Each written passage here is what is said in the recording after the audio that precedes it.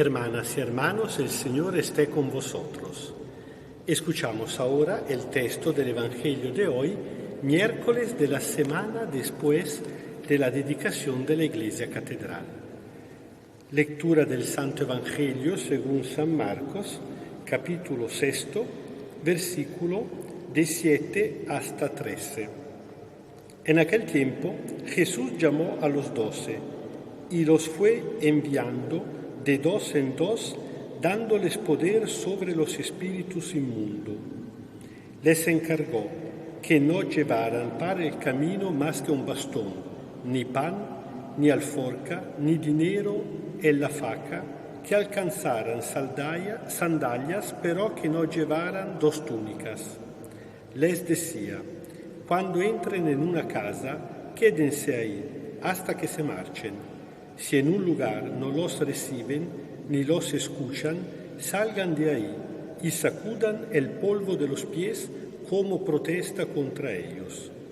Se fueron y predicaban que se arrepintieran, expulsaban muchos demonios, ungían con aceite a muchos enfermos y los sanaban. Palabra del Señor.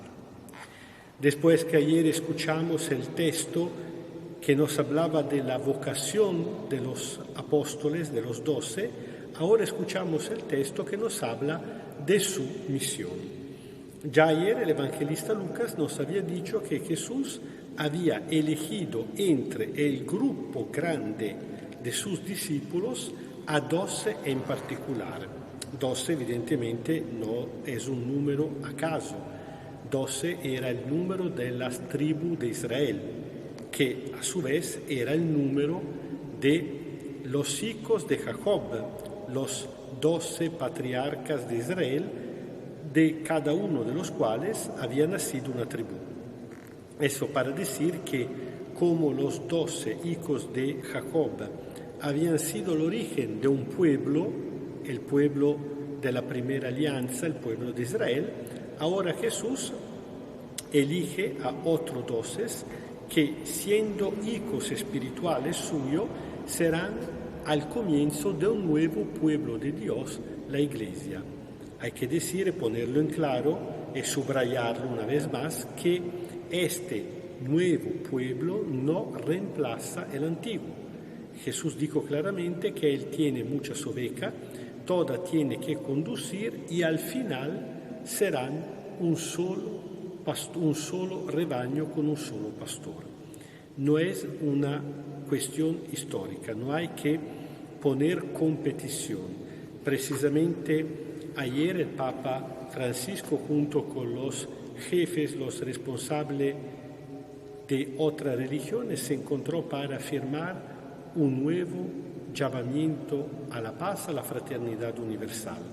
Cuando se trata de Dios no se trata de competencia. La competencia entre la persona está entre los asuntos humanos. Es fruto del pecado que nos divide y nos contrapone unos a otros. En este caso, más bien se pudiera hablar de una continuidad o de una extensión de este concepto de pueblo de Dios a toda la humanidad. El pueblo de Israel fue pueblo elegido, como ya decía el profeta Isaías, no por sí mismo, sino por ser el brote de un pueblo universal. Bueno, Jesús a esta altura envía este 12 precisamente porque vayan a anunciar a todas las naciones, para anunciar, sinceramente, precisamente en este primer momento los 12 le envía a Israel. Luego enviará también los 72, otro número simbólico, 72 discípulos, como eran las naciones conocidas en la época, para que este mensaje llegue a todo el mundo. Bueno, Jesús, ¿qué dice?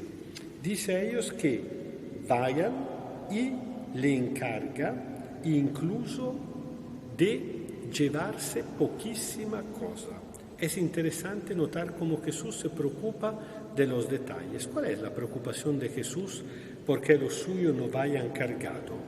Jesús sabe que las cosas, la riqueza, al final se convierte en un yugo, se convierte en una forma de opresión, de autopresión, porque uno está tanto preocupado de cuidar de la cosa, se queda tan en el afán, en la preocupación de las cosas, que se descuida o por lo menos no le queda el tiempo suficiente para anunciar el Evangelio.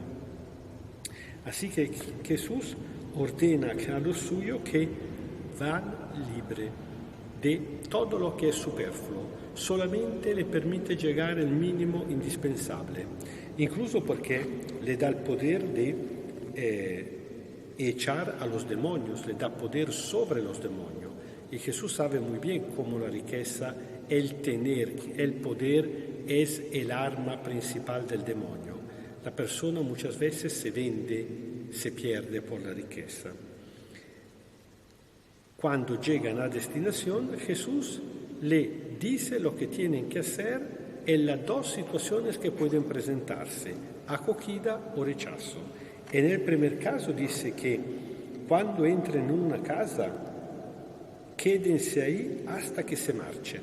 Jesús no quiere que los suyos aprovechen de su situación de mensajeros del Evangelio para pasar de casa en casa, para comer muchas veces, para recibir mucho dinero. Es suficiente la acogida de una familia. Cuando lleguen en una casa, sin elegirla, la primera que capita, ahí se lo van a recibir, se queden en esta casa y le anuncien la paz a esta casa. En cambio, si en un lugar no lo reciben ni lo escuchen, salgan de allí y sacudan el polvo de los pies como protesta contra ellos. Cuidado a no fraintender. Es sí una protesta, pero una protesta que, una vez más, se convierte en forma de anuncio. ¿Por qué? Porque esta cosa de echarse el polvo de los pies era casi un rito que los hebreos hacían cuando regresaban del exterior a Israel, a la tierra prometida.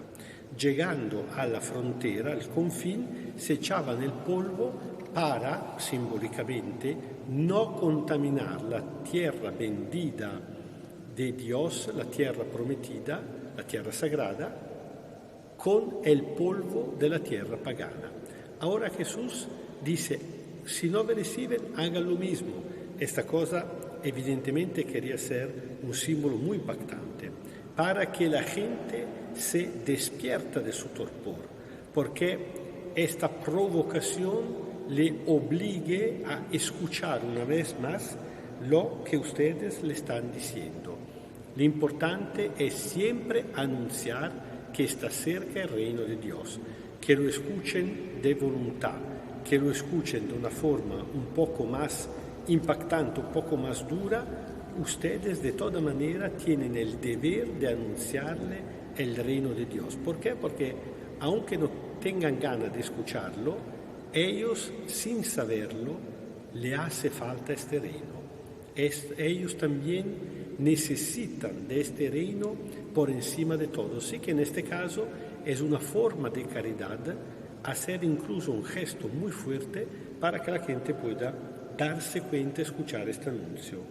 Y termina el evangelista, se fueron y predicaban que se arrepintieran, expulsaban muchos demonios, es decir, lo que generalmente hacía Jesús. El evangelista quiere subrayar cómo la misión de Jesús sigue dentro de la iglesia. Cuidado, no quiere decir que la iglesia se sustituye a Jesús, Dice que Jesús sigue realizando su propia misión ahora por medio de la iglesia. El gran protagonista sigue siendo Jesús, pero ahora no directamente, sino por medio de sus apóstoles. Y ungían con aceite a muchos enfermos. Aquí encontramos la origen del sacramento de la unción de los enfermos y los sanaban. Este detalle nos dice una cosa muy importante. Es decir, que el sentido original y todavía el auténtico sentido de la unción a los enfermos, el quinto sacramento, no es para despedir un moribundo, sino al contrario, es una forma de oración para pedir a Dios que le devuelva la salud. Por esa razón, y si no propio la salud, por lo menos la fuerza para enfrentar la agonía. La palabra agonía significa lucha. Este momento tan capital, tan definitivo de la vida. Por esa razón, la unción a los enfermos, como decían los apóstoles, habría que dársela al comienzo de una enfermedad, aunque cuando ésta no se piensa, no se pueda prever que llegue a la muerte. No es el sacramento de los moribundos o de los casi muertos, es el sacramento de lo que quiere luchar con el espíritu y con el cuerpo para recuperar la salud, o por lo menos para llegar a ser muy bien preparado a aceptar la muerte y a prepararse al encuentro con Dios. Lastimosamente nosotros incluso le hemos cambiado el nombre. La que se llamaba unción de los enfermos, así como hay una unción bautismal, una unción del sacerdote, una unción en la confirmación, hay también una unción por los enfermos, le hemos cambiado el nombre llamándola extrema unción, un nombre que ya solamente asusta. Extrema unción pero no es un nombre correcto, no existe en la lista de los sacramentos, en el catecismo de la Iglesia Católica. Es una manera de llamarlo que ha traicionado una mala costumbre, la de esperar al último momento, muchas veces incluso cuando la persona está totalmente inconsciente, con la idea de no asustarlo. Claro que uno se asusta si no está preparado y si tiene la idea que es el sacramento de los moribundos. Al contrario, este texto de Evangelio nos explica muy bien cómo Jesús mismo ordenó de hacer esta cosa, es decir, de ungir a los enfermos, como ungimos a los niños en el momento del bautismo, a los adultos en el momento de la confirmación, a nosotros, diáconos, sacerdotes y a los obispos, en el momento de nuestra ordenación. También Jesús nos ordena de ungir a los enfermos para que tengan la fuerza del Espíritu Santo para enfrentar esta situación. Todo esto nos dice que nosotros también, cada uno por su parte, cada uno por el carisma que ha recibido, exactamente como los apóstoles, tenemos que ser misioneros. Gente que todos los días, ahí donde se encuentra, con la gente que encuentra, le anuncia, tal vez más con las obras, con el buen ejemplo, que ni siquiera con la palabra, que realmente el reino de Dios está aquí entre nosotros. Para pedir el don del Espíritu que nos haga buenos testigos de este reino, pedimosle ahora su bendición. El Señor esté con vosotros. Kyrie eleison, Kyrie eleison, Kyrie eleison. Os bendiga Dios Todopoderoso, Padre, Hijo y Espíritu Santo. Amén. Y, habiendo recibido nosotros el consuelo por parte de Dios, vamos a traerlo a los demás.